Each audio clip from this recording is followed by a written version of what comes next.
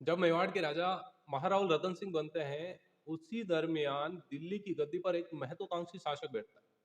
एक महत्वाकांक्षी व्यक्ति बैठता है जो अपने आप को विश्व विजेता बनाना चाहता था, स्वयं पूरे विश्व को जीतना चाहता था और जो अपने आप को सिकंदर सानी की उपाधि देता है। अलाउद्दीन खिलजी दिल्ली की गद्दी पर बैठता है और उसी समय मेवाड़ की गद्दी पर महारावल रतन सिंह बैठते हैं। तेरा नमस्कार, मैं अजय पंडित आप सभी का स्वागत करता हूं मेवाड़ी शान यूट्यूब चैनल। आइए जानते हैं महाराव रतन सिंह के शासनकाल की प्रमुख ऐतिहासिक घटनाओं, उनके जीवन के संघर्ष को, जिसमें चित्तौड़गढ़ का सबसे बड़ा नरसंहार हुआ। दरअसल सन 1301 ईस्वी में मेवाड़ की गद्दी पर बैठते हैं रावल शाखा के अंतिम शासक महारावल रतन सिंह। और महारावल रतन सिंह मेवाड़ के शासन को संभाल ही रहे थे, शासन की बागडोर को व्यवस्थित कर ही रहे थे। उसी दरमियान 1303 ईस्वी दिल्ली का महत्वाकांक्षी शासक अलाउद्दीन खिलजी चित्तौड़ का घेराबंदी कर लेता है, चित्तौड़ की घेराबंदी कर लेता है और चित्तौड़ को जीतने का ख्वाब रखता है। बहुत सारे इतिहासकारों में और एक इतिहासकार या आप कह लीजिए एक उपन्यासकार है मलिक मोहम्मद जायसी, जिसकी रचना है पद्मावत में एक घटनाक्रम आता है जिसमें यह बताया गया है कि अलाउद्दीन खिलजी ने चित्तौड़गढ़ पर आक्रमण किया रावल रतन सिंह की रूपवती रानी पद्मिनी को प्राप्त करने। लेकिन सोचने वाली बात यह है कि रावल रतन सिंह मेवाड़ के शासक बने और दूसरा दिल्ली का शासक जो कि पूरे विश्व को जीतना चाहता था, विश्व विजेता बनना चाहता था, वो केवल एक रानी के पीछे अपनी सारी शक्ति तो नहीं लगाए। यदि हम अलग अलग इतिहासकारों के मत को लेते हैं तो वहां हमें यह पता चलता है कि यदि आप दिल्ली से दक्षिण भारत को जीतना चाहते हैं, गुजरात पर विजय प्राप्त करना चाहते हैं, मालवा पर अधिकार करना चाहते हैं, तो इन पे अधिकार करने के लिए सेंटर पॉइंट पड़ता है आपका चित्तौड़गढ़। चित्तौड़गढ़ का दुर्ग जो कि काफी सुरक्षित था सैन्य दृष्टि से और व्यापारिक दृष्टि से भी बहुत ही महत्वपूर्ण था। जब तक दिल्ली के शासक का चित्तौड़ दुर्ग पर अधिकार नहीं होगा तब तक गुजरात, दक्षिण भारत और मालवा पर अधिकार बनाए रखना मुश्किल।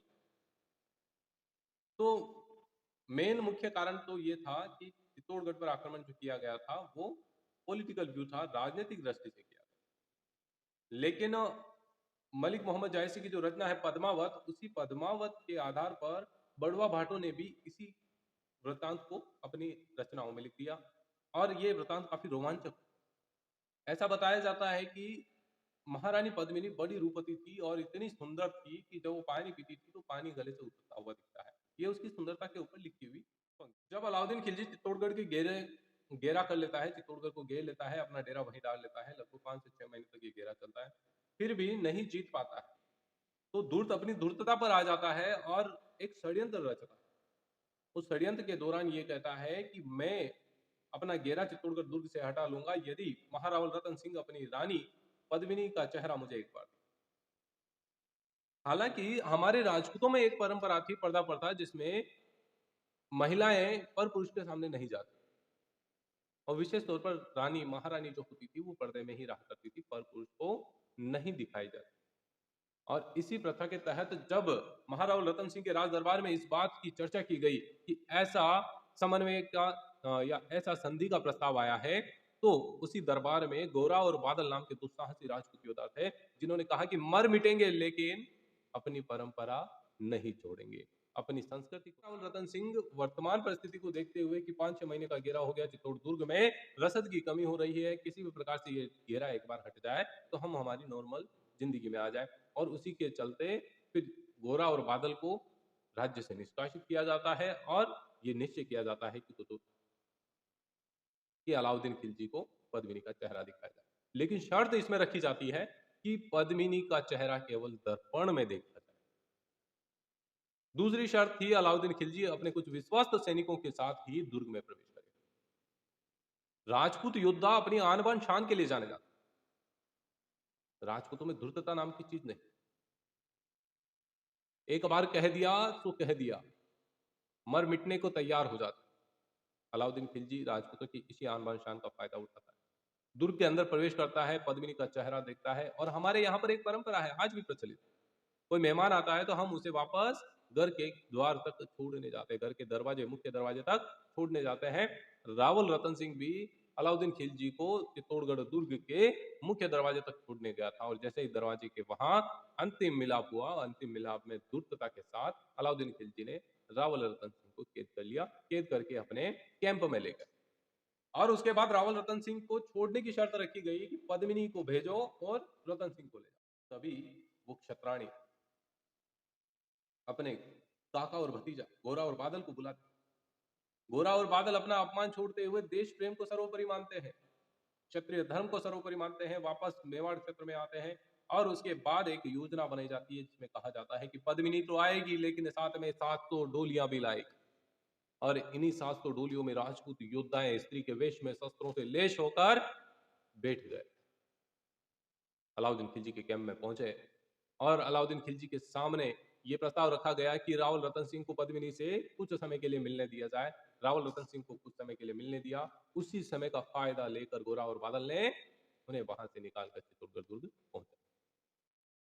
अलाउद्दीन खिलजी को पता चली कि ये तो मेरे ही नाक के नीचे से रतन सिंह को ले गए, तो वो बड़ा खुन्नस में आ गया, बड़ा अपने आप को अपमानित महसूस करने लगा कि मैं दिल्ली का राजा, दिल्ली का सुल्तान, और अगर मेरे साथ ऐसा हो गया तो मेरी जहां जहां पर सत्ता है वहां के लोग मेरा आधिपत्य स्वीकार कैसे करें। इसके चलते उसने अपनी सारी सेना को लेकर चित्तौड़गढ़ दुर्ग का पुनः घेराव करने के बाद एक भयंकर युद्ध होता है जिसमें निश्चय किया जाता है या तो जीतेंगे या मरेंगे। राजपूत योद्धा रावल रतन सिंह के साथ केसरिया बाना पहनकर वीर क्षत्राणी जौहर कुंड की धधकती आग में सबसे बड़ा जौहर करते रावल रतन सिंह उस युद्ध में रणखेत हो जाते हैं। बड़ी विचित्र घटना है साथियों, सुनने में अजीब लगता है, पढ़ने में आसान लगता है। उस परिस्थिति को जानो, कैसे अपने धर्म की रक्षा के लिए, अपने राष्ट्र की रक्षा के लिए राजपूतों ने सर्वस्व न्योछा। इस भयंकर युद्ध में रावल रतन सिंह रणखेत हुए। रावल रतन सिंह के साथ उन्हीं की गुहिल वंश के सिसोदा के राजा थे राणा लक्ष्मण सिंह अपने परिवार सहित अपने 7 पुत्रों सहित रणखेत हो गए। गोहिलों का वंश बचाने के लिए अपने एक पुत्र को जंगल में भेज दिया। अलाउद्दीन खिलजी को पसीने छूट गए चित्तौड़गढ़ दुर्ग को जीतने में, और चित्तौड़गढ़ दुर्ग जब जीता तो उसी फ्रस्ट्रेशन में जो वहां पर व्यक्ति, जो प्रजा के लोग शेष बचे थे, उनका कत्ले आम करवा दिया। पूरा दुर्ग लहूलुहान हो गया, खूनों की नदियां बहती। लेकिन अभी भी गोहिल खून बाकी, गोहिलों का खून अभी भी जिंदा था। इतिहास फिर अपने आप को दोहराएगा। अगले वीडियो में आप जानेंगे कैसे फिर से चित्तौड़गढ़ दुर्ग पर गोहिलों का